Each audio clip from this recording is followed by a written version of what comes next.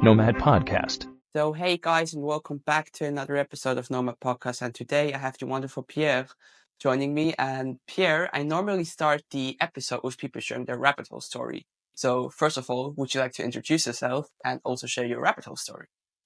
Hey, Dennis. Yeah, thanks for having me. Hi, everyone. Yes, I'm Pierre Corbin. I'm French and Spanish.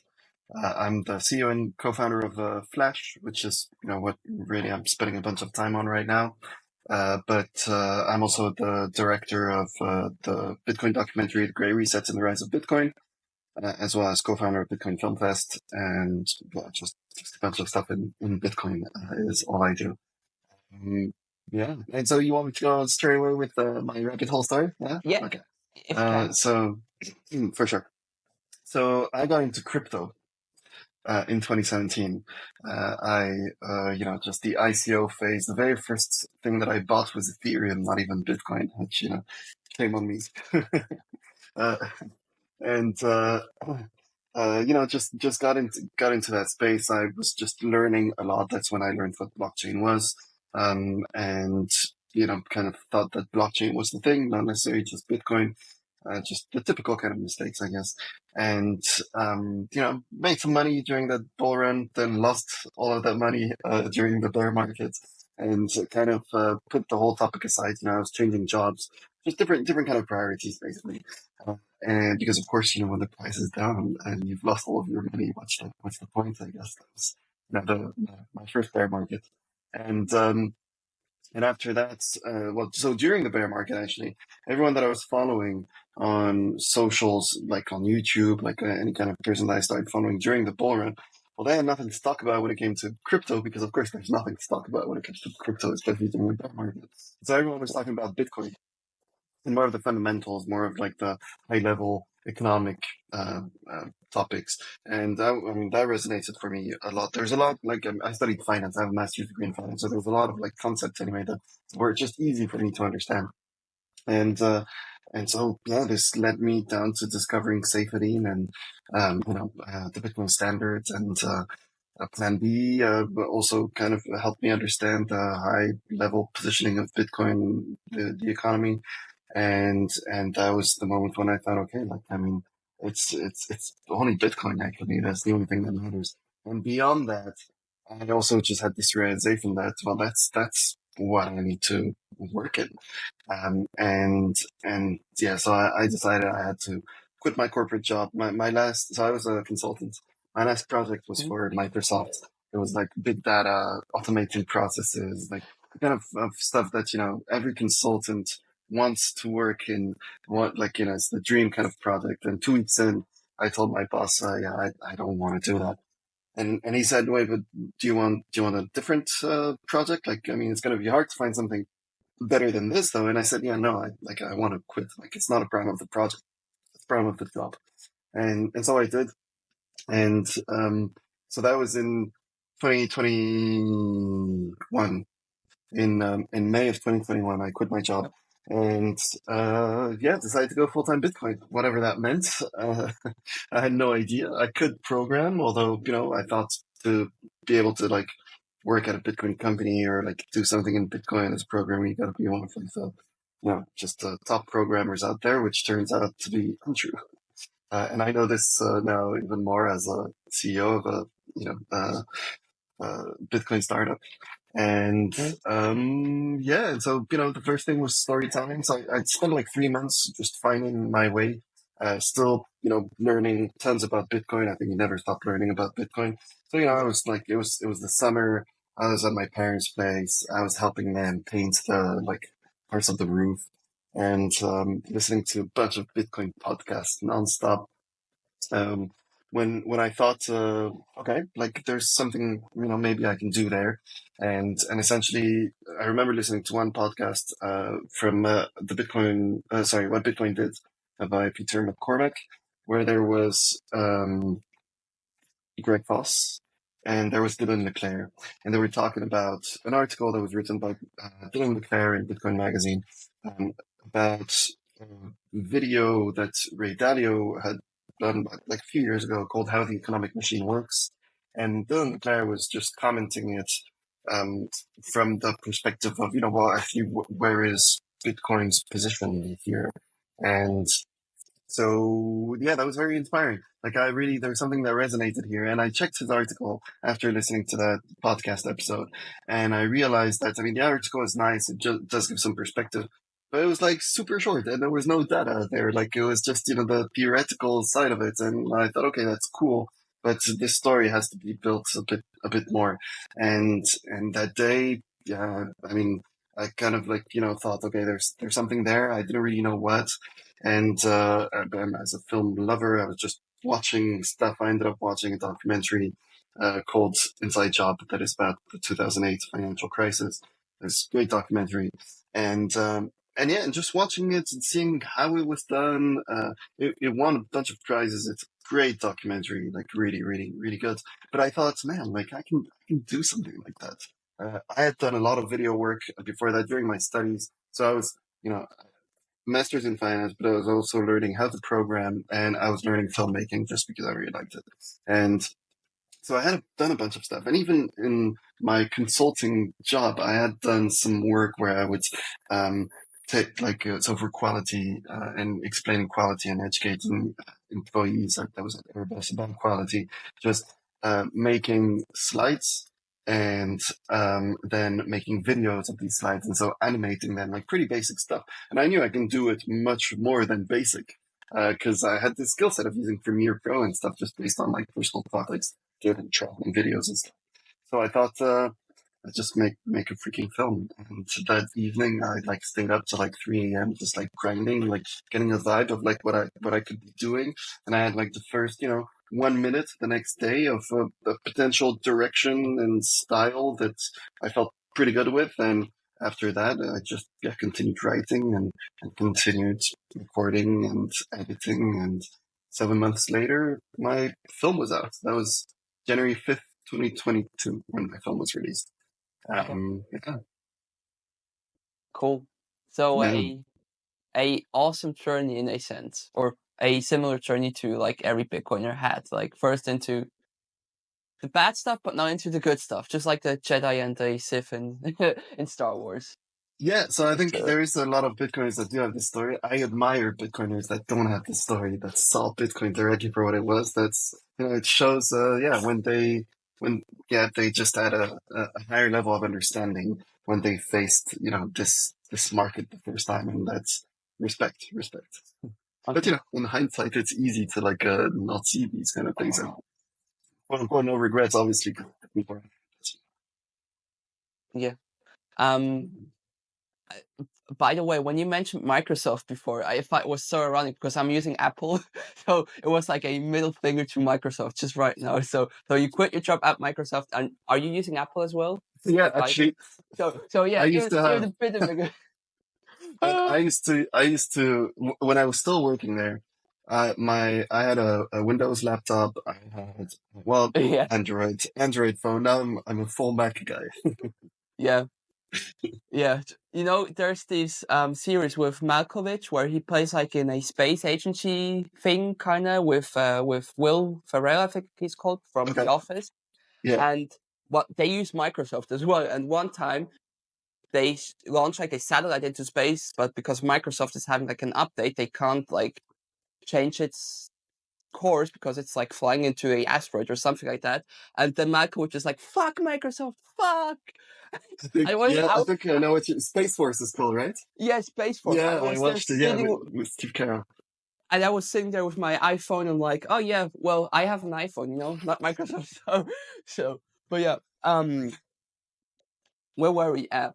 Bitcoin filmmaking. So, my next question for you then is, how is filmmaking, especially in the Bitcoin space, taking place? Is it hard than the normal filmmaking, like you see with Netflix and Apple TV Uh, and everything that, and I don't know how yeah, many more stuff there is out there, but or is it much more easier because people are much more open? And especially as a Bitcoin, from a Bitcoin to Bitcoin, we are open people. I mean, we always talk about Bitcoin and finance and other stuff, right? So is it easier than it used to be, or is it easier than other yeah.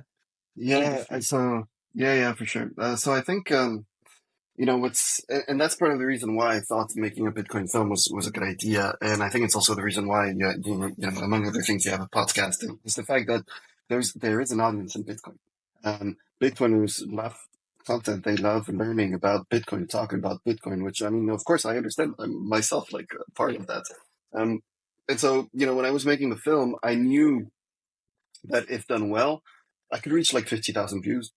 No problem. Yeah. My goal was 100,000 views even. It's like, I'd be very satisfied with it. Of course, I got like, I think now it's at like 2.5 million views on YouTube or something like that on different channels. So like way beyond these kind of ambitions, that I originally had when I was producing it. But then again, it was, my first film and so on. Now, is it easier?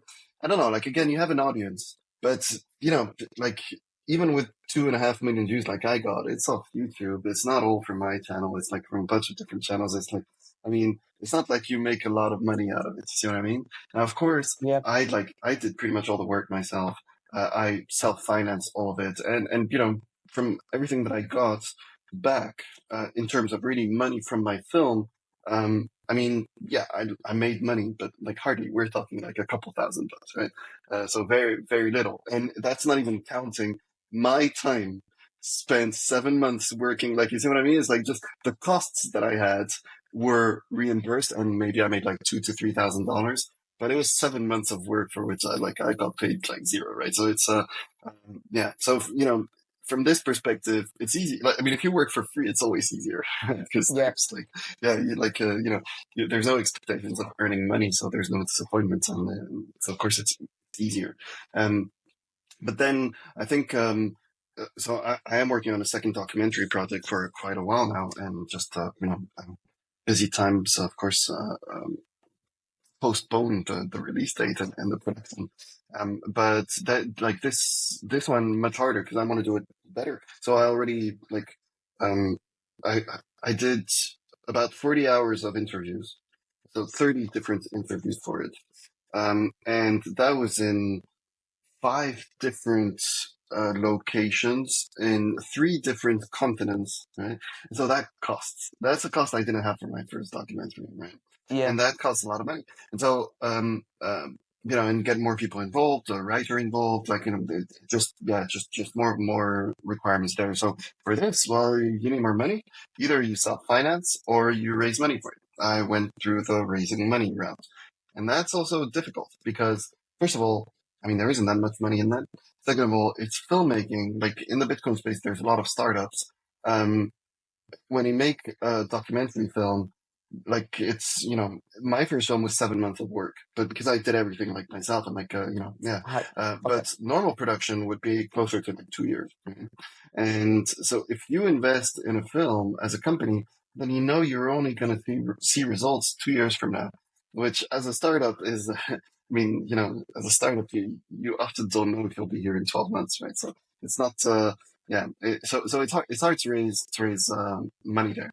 And and I did, and that's great, to be able to find like partners for these kind of things. But still, money was never enough when it comes to that. Yeah, so you see what I mean? It's kind of like if you just want to put yourself out there and do it, you're going to have an audience for it. As long as you push it. I mean, of course, making a film is one thing. You then have to like actually, put the word out there, get people to watch it, and that's an entire job in itself. And as a filmmaker, director, like the job is yours. So it's essentially you're starting a company, right? Where like you create a product, just your product is your film, and then you have to like get people out there and you like get people to watch it. And there's different objectives. My objective was not for me to make money from the film.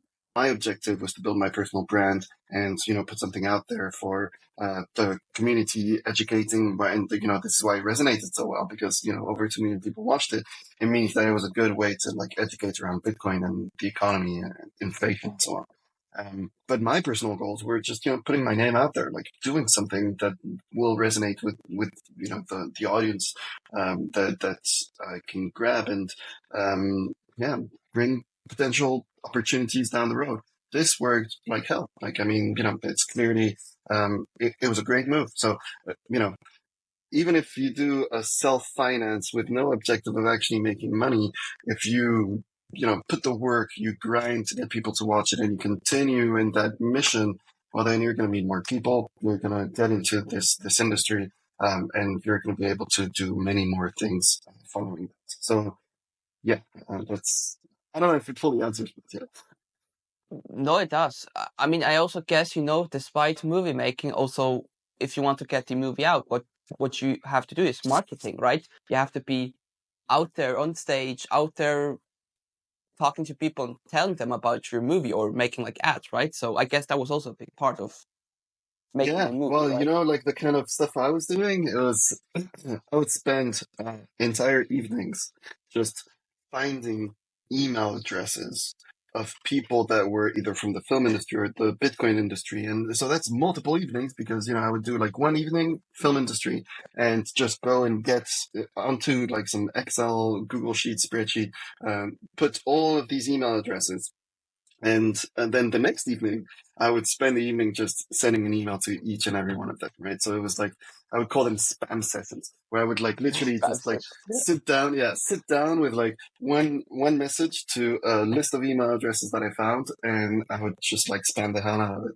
and try and get people to like engage with it, to watch it, and it's pretty cool. Like you get some feedback. I got some feedback from like some very high level producers that didn't want to like help in pushing the film because it's not a topic they could relate to and so on. But like, big like time Hollywood producers that at least took the time to answer and like, share some feedback, whether positive or negative. And like, just like it's very nice. But then same thing with the Bitcoin industry, just like find every single like podcast, every single like bigger journal, magazine, whatever it is, and same thing, get like email addresses throughout the entire evening, and then the next day write to everyone.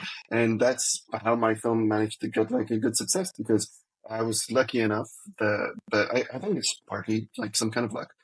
Peter McCormack saw my email, answered to my email. A lot of other people in the industry didn't. So this sounds a lot. And he got a first draft version of my film, which he liked. It was before any kind of coloring and stuff. So yeah, and I managed to get in touch with someone from Bitcoin Magazine as well that was willing to have me write an op-ed that would, promote my film. And both of these parties were okay in like, coordinating on a certain date. So I told them 5th of January is the moment when I'm going to release it. And so, I managed to like coordinate this among them, which when I tweeted the film out, they released the article and shared my tweet. And Peter McCormack also reshared that. So there was on the first day, big profiles that were sharing it, and this managed for it to scale. But that's not it. That's like the spamming settings, yeah. But then my film, I like so it's our 20-minute film. I cut it into blocks of 5 minutes, just based on topics that So trying to find Mhm. these like about 5-minute topics, and Yeah. I released first my film on YouTube on my channel, and then every day I would release a 5 minute extract, which, then, so you get people that bring over people to your film. It's a documentary, so it's long format, which means that the average view time I had in the first week was about 19 minutes, which is Okay. super high for YouTube. And on top, so for YouTube, it means, okay, people are coming and they're staying to watch it. And on top of that, the channel posts a video every day. It means that it's a video that is worth pushing. And so the YouTube algorithm got me going. And yeah, and I was having days where I would get like 40,000 views per day, which was crazy. Like, again, my objective was 100,000 views. And on one day, I would get 40,000 views. It was crazy. So, it's like, yeah, making the film was one thing, but then there was like all this entire preparation work and making sure that, you can get a release that makes some noise, people that will share it. And this only goes through like just getting a lot of no's, like trying to reach out to people that you don't know, that they don't care about you, and they will tell you, I don't care about your thing, and you have to just say, okay, thanks for the feedback, talk to you later. Like, and that's, I think, yeah, it's something not everyone necessarily wants to go through, but it's also very forming because as a like startup CEO, especially when you try and raise money and stuff, like the amount of no's that you get and rejection, you got to get used to it. And yeah, so in the end, everything just happens and leads to where we are. And also worked out because now you also can organize things like a Bitcoin Filmfest, which you also like to briefly share. a story Yeah, about that, how that came into place. So. yeah, sure, sure. So I live in Poland, in Warsaw. I grew up in Poland, so I'm not Polish, but that's home for me. And so I was traveling. I did the documentary. I released it. Was traveling a bunch, and then I came back to Warsaw, and I joined the meetup here. It was my first time joining the meetup, and I met this guy. He's called Tomek, and Hmm. he organizes a bunch of stuff. Yeah, you know him, right? Yeah, yeah. Great, yeah, crazy dude. Very full of energy and a very nice guy. And he organizes events, and he was always organizing. He's an activist, always organizing a bunch of stuff. And he was organizing like the biggest libertarian conference in Poland, and he had done, I think, like already he's done 5 editions of it, something like that. And he was organizing one that same year, and he said, "Look, Björn, like we should organize a screening." At first, he wanted to organize a screening of my film during a meetup, but then, like, he saw that he was organizing his conference, so his idea was, well, actually, no, let's screen your film during the conference. And then, as time passed by, I guess as he was making the program also for the whole conference, he was like, "No, you know what, Pierre? All his ideas all the time.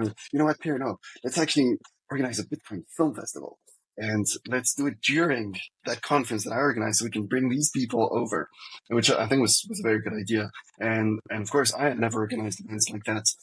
But I had networked in the Bitcoin space and in the Bitcoin film space because I met a bunch of people. And so, yeah, I mean, I just trusted his skills at doing that. And I said, okay, like, yeah, let's go, let's do it. And so that was 2 years ago. And last year we had the second edition in April during the halving, literally during the halving. It was perfect timing. It was the biggest halving party at the moment of the halving. It was like 2 a.m. here. Everyone was drunk looking at the block clock, just, counting down until block 840,000 appeared, and everyone hugging, like, happy halving. It was, yeah, such a funny kind of moment. And so this year there's a third edition that is focusing more on short films, Hmm. shorter content as well. There will be some long content as well, because it's happening in Warsaw. It's May 23rd to 25th. So I mean, I recommend everyone to come over. I think it'll be a great celebration of Bitcoin culture and cinema. I mean, also the fun fact that you guys streamed like the Bitcoin logo at the tower which Stalin had built in World War Yeah, II, right? Like yeah, yeah. So that was like amazing, dude. So. yeah, 100%. So yeah, so essentially the whole film festival happens. So right in the middle of Warsaw, there's the Palace of Culture and Science, which is like these Hmm. palaces that are typical of the Soviet era. Like I think there's 7 of them just in Moscow, right? And Oh wow. many ex-Soviet bloc cities, capital cities, have such buildings. And so there's this one. It's in the middle of Warsaw. It was built by Stalin for himself. Like that is the story. And it's kind of I mean, there's old photos, and you can just look it up on Google. Old pictures of post-war Warsaw, where there's ruins everywhere because Warsaw was destroyed, like 98% destroyed during the Second World War, Yeah. like literally shaved. And there's still ruins everywhere, yet there's this freaking building there because, of course, it was the most important thing for Stalin. And so inside of this, so it's the Palace of Culture and Science. And so there's Hmm. there's bars, there's cinema, there's theaters, there's like a bunch of things in that building. It's a very big building. And so there's a cinema there called Kinoteca. And this is the cinema where we organize the Bitcoin Film Fest every year. And it's a beautiful cinema right in the city center in this old building. And the evening of the halving, we had a screening at 11 p.m., something like that. And um, the room was full. It was a really successful screening. And right before that, we projected from a van with lasers the Bitcoin logo on that building for everyone to see, and that was quite the event. That was really cool, and we were it was kind of like the peak moment for us from Film Fest. Yeah. It was just we were when you're organizing something like that, it just feels so impossible, and you want to do it the right way, right? Like we did it without any authorization. The police didn't come and like stop the whole thing. The police drove by and didn't say anything, which is but while we were there, all standing in front of it, looking at it, the police just drove by and were like, "Oh shit, are they gonna come like ask something from us?" But no. And Did so they so yeah, Did they take some pictures then, or did they? I don't think so. They just drove by. Yeah, they just drove Okay, by. So I don't think so. But maybe they didn't even see what we were doing. But anyway, like, we were like just wondering what's going to happen here, and essentially, yeah, that's the thing, right? Like when you organize events like that, uh, organizing events is for crazy people. Like I think it's tough. It's like you have to embrace the chaos. Nothing goes as planned. There's so many yep. people that are for different reasons, different stuff. Like unhappy about this, unhappy about that. There's like so much crisis management and so much like reorganization. It's just chaos. And I think that it's running a successful event is how to be, orchestra maestro, but in this chaotic environment, which is, yeah, so it requires like some really strong skills, I think, organization skills and stress control.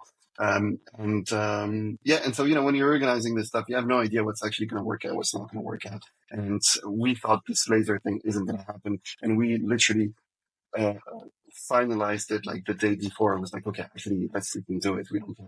So yeah, it all turned out great.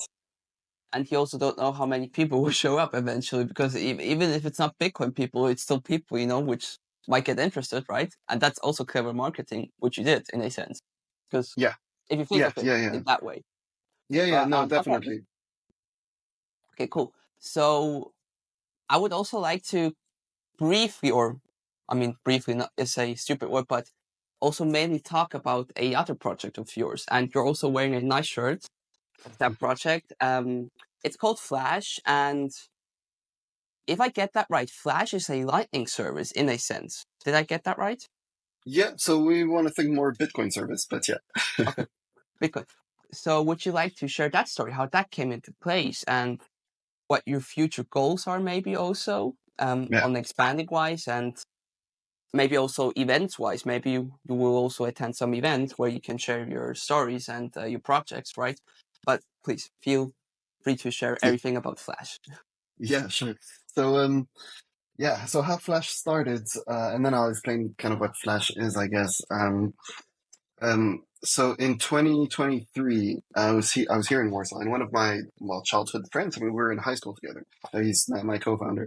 Uh, we always had similar kind of jobs. So it was like while I was a consultant and before that, it was a lot about accounting systems, big data reporting around such accounting systems, financial transaction data, like all these kind of things.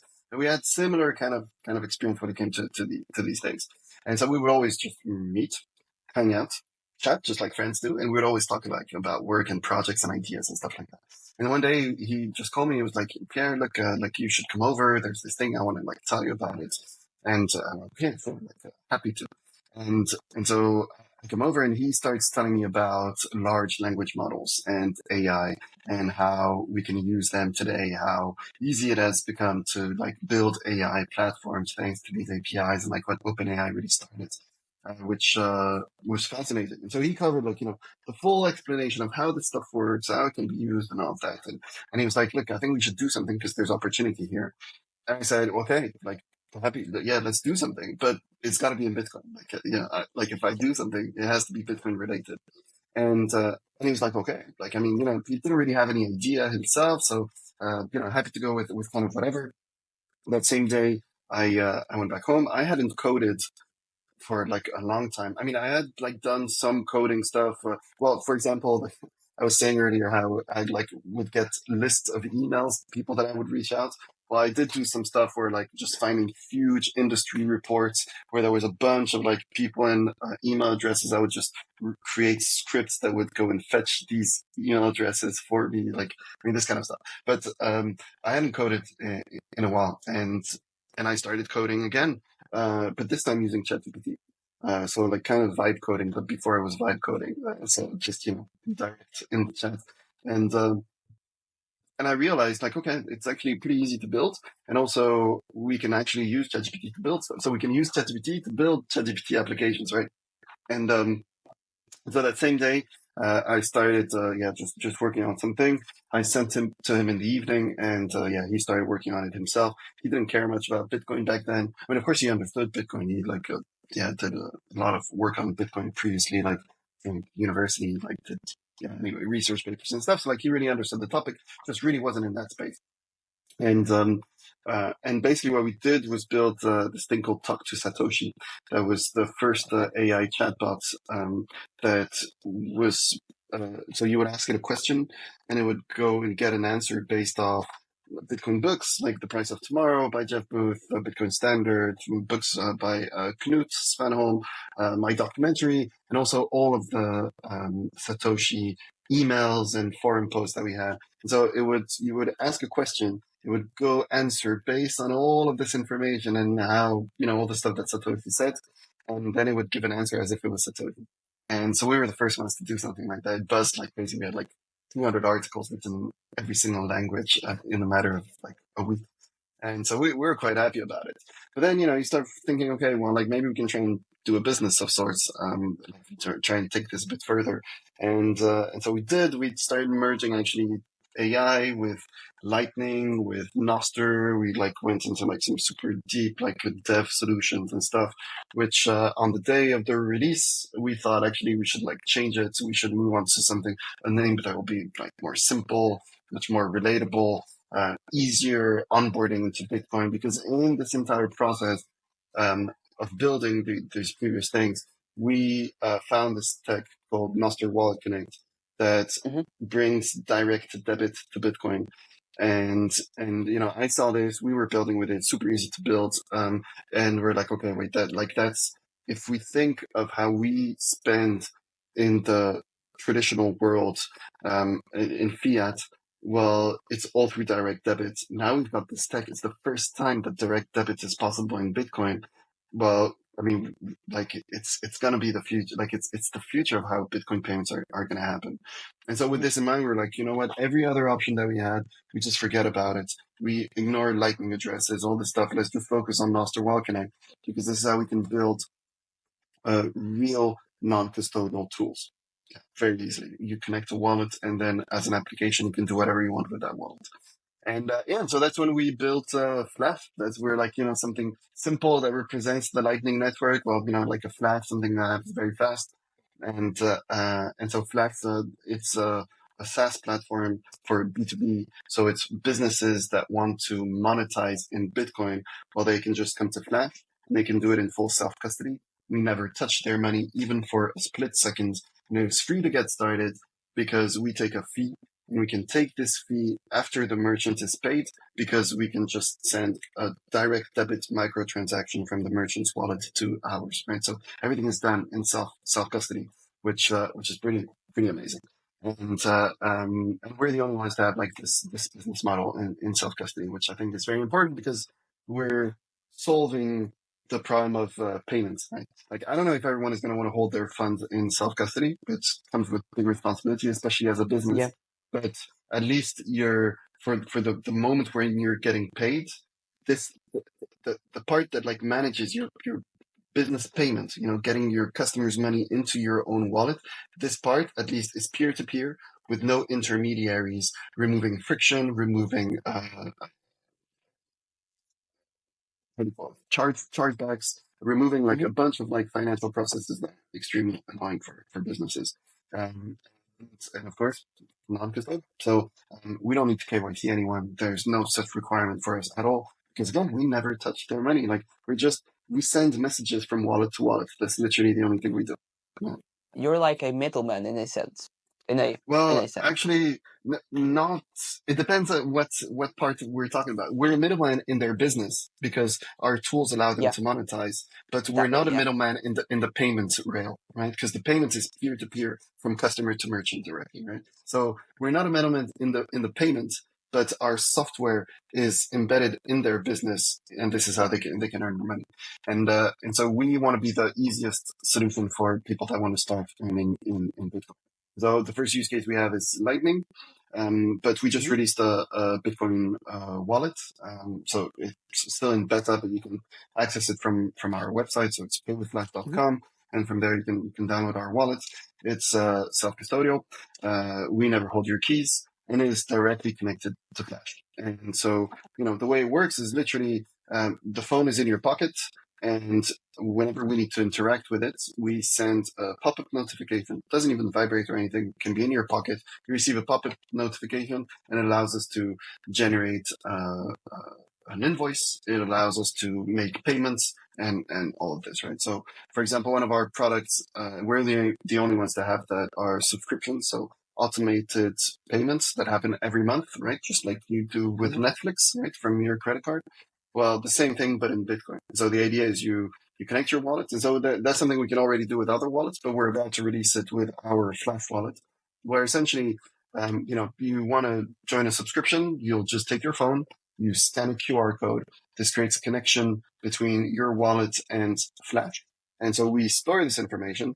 And whenever a payment needs to happen, so a month from now, you'll be with with your phone in your pocket, like minding your own business, and just a pop-up notification will appear, and this allows us to wake up the wallet and make a payment for your subscription, so you don't need to worry about it. And then from the Flash wallet, you can manage your subscription. And what's very nice with this is that you don't need to remember what service you're subscribed to, what your login is to Yeah. go there. Like, no, it's wallet connections. You have full control over it. You don't need to go and unsubscribe for anything. You can just delete this connection. And then the next time we try and charge it, well, we won't be able to because your wallet will block it. So it's as simple as that.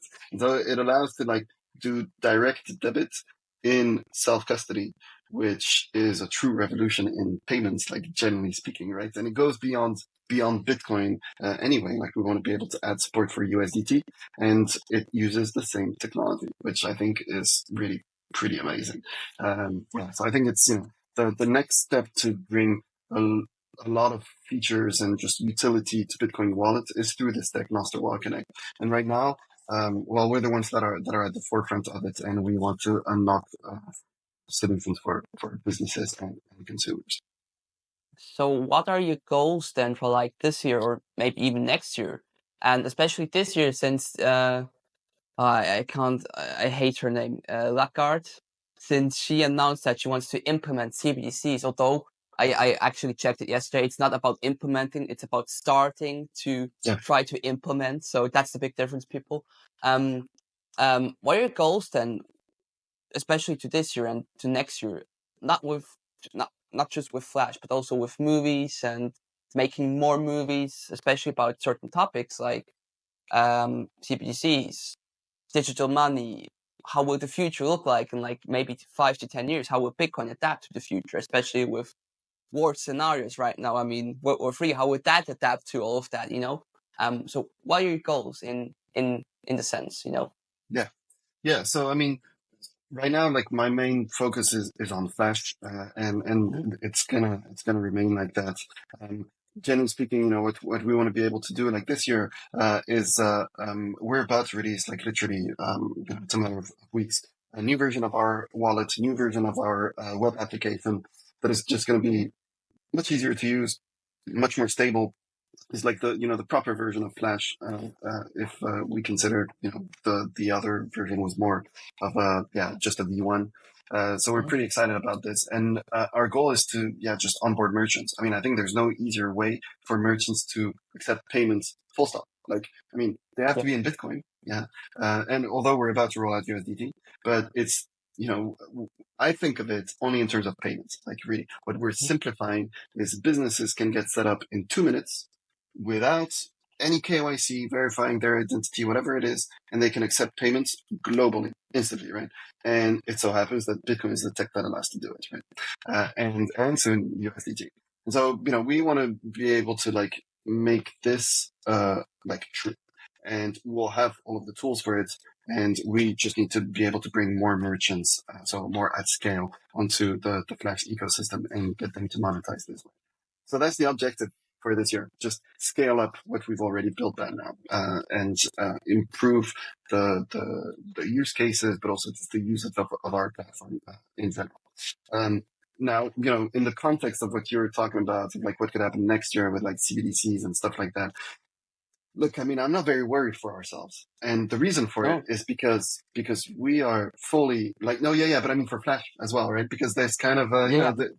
the EU, they're not very friendly. Like right now, the MiCA regulations, Oh that came yeah. out. Like, I mean, sure, they're the first regulations, um, and like I get it, but they are such a big shift for the crypto startup world of the EU that no one even realizes it yet, right? And they're going after custodials Yeah.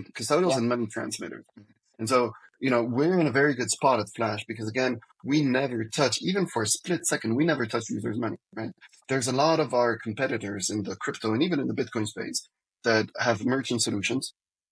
And um, essentially the customer pays this payment processor and then it gets auto forwarded or the merchant can withdraw it, kind of like just what typical payment processors do, like did until now, like Stripe, Mhm. like I mean, all these Yeah. guys, this is how it works. You pay them and then you can withdraw it, right? Or they like auto forward, although that's more of a lightning use case, auto forwarding. If you auto forward a payment, you're a money transmitter. You need to register as a crypto asset service provider in the EU, and that is the equivalent of registering as a bank, which is just impossible for startups. It's just too expensive. You need to skill your staff way too much. It's tough. A lot of money is needed for that. Um, we're not concerned by that at all, Nick. At all, because the regulations are focused on custody.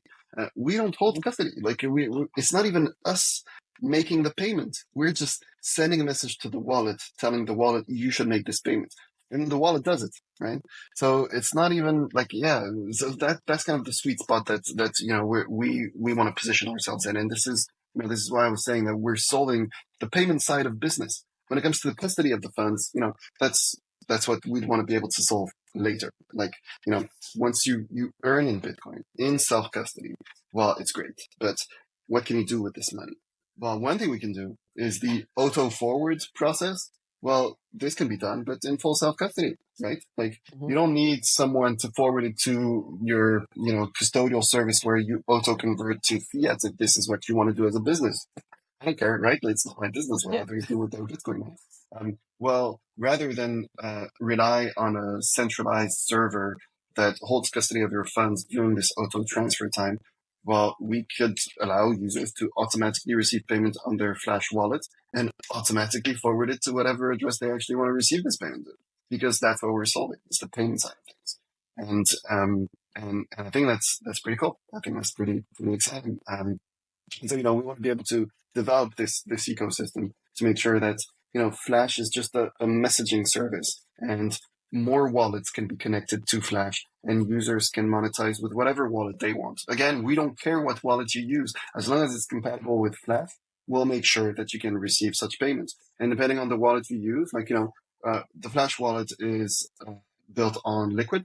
So Mhm. it's a Liquid wallet, but that is compatible with Lightning, with on-chain, with Liquids, and you know soon USDT. Well, like that's cool. But if you have an Albi wallet or a CoinOS wallet or you know other Yeah. wallets that are compatible with Nostr Wallet Connect, you can also use Flash with it. But then you'll be limited to Lightning payments, just you know because this is what they've added to Nostr Wallet Connect. But like that's fine. Like you know you can choose, right? Like and I think that's what's really cool in this model is that you can earn in peer-to-peer self-custody without us ever touching your money, and you can do it to any wallet you want. And so we want to be able to like push this further. Right? The only reason we create our wallet is as an enabler to like simplify it so that it's a Yeah. self-custodial and free solution. Because you know there are some very good solutions out there like Albi and CoinOS that are the most like Mhm. compatible with Flash, but Albi is either technical, so like you run your own node, or you have to pay Yeah. for it. Yeah. But it's self-custodial, which is really cool.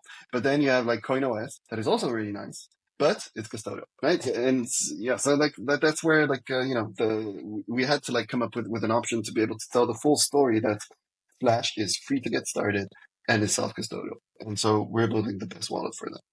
And if you also have Albi Hub, you constantly have to log in because I get like emails daily. Your Albi Hub is offline. Please log in to get it back online again. Or last time it just closed one of my channels because I opened a node and it just closed my channels, and Yeah. because I didn't use it as I should have. You know that's the problem with self custodial is you have to use it and you have to take care of it. Because if you Yeah. just open That's, if you open like a bank account and don't use it, in as a example, well, why do you have one, right? So yeah. But yeah, No, and it's but you know it's that's one of the difficulties with Lightning, and in fact that's why we went for the liquid version for our wallet. I mean, you know, first version, so it's so much easier, it's so much more stable because it's a blockchain just like Bitcoin is, right? The only thing is that it's just super compatible with Bitcoin, Lightning, on chain, and so on. So it makes everything so much easier, right? Um, that's the reason we went for it because we knew that um, if we want to like, and that's, I mean, to keep Lightning self-custodial, you need a node. And for a node to work, you need to fund this node. And for it to be truly self-custodial, well, you need to be able to fund your node yourself. And how do you do that to simplify user experience so that if someone creates a Flash wallet, well, his wallet is automatically funded with the right channels open. You can't do mhm, it unless you like hold custody or you have a complex onboarding process, which is fine. Complex onboarding process is good. You can, you know, walk people, you know, you can literally carry their hand and like walk them through it, and you can make these payments for them if you choose to, right? But it's that's one big issue that still exists with Lightning. I think, you know, adding Nostr Wire Connect to Lightning makes, you know, adds this direct debit functionality, but there's still the issue that onboarding is tough, and yeah, Liquid removes that, but comes with its own set of problems or caveats, right? So it's yeah, yeah, it's always a question of compromising while the tech gets better. I have no doubt that um, you know, a few years from now, Lightning is going to be so much easier, and we want Lightning. I mean, Lightning allows for microtransactions of 1 Satoshi. I mean, oh my god, like the use cases are just fantastic, and yeah, we love to see that. So, you know, we want to be able to support Liquid, but we want to be able to support pure Lightning, to support on chain directly. People should save on Bitcoin on chain only, right? And so it's a matter of like figuring out these user experiences and how do we place them within our UI so that it's easy to use. There's no doubts in the user's mind, and so that they can get started for free. Like you install the Flash wallet, it costs you zero. You can have zero on it, and it's automatically connected to Flash. So you don't need to have Bitcoin to start earning in Bitcoin. And then whenever you receive a payment, well, we know that because it's through our tools, and so we can then auto forward this fee to ourselves, right? So like I think that like how can you simplify it more than that? I don't know. For now, yeah. like I think it's pretty solid. I mean, also Bitcoin isn't, when Bitcoin, the whole thing started with Bitcoin, it wasn't always easy and it wasn't always perfect. Over time, it got better, especially when you look at, Lightning, how that came into place, HODL your Bitcoin, like everything that wasn't there at the beginning, that all came later. And I do believe that in future times, they, it will even get easier, especially for people to get into Bitcoin through podcasts, movies, Lightning services like yours, or Bitcoin services, sorry.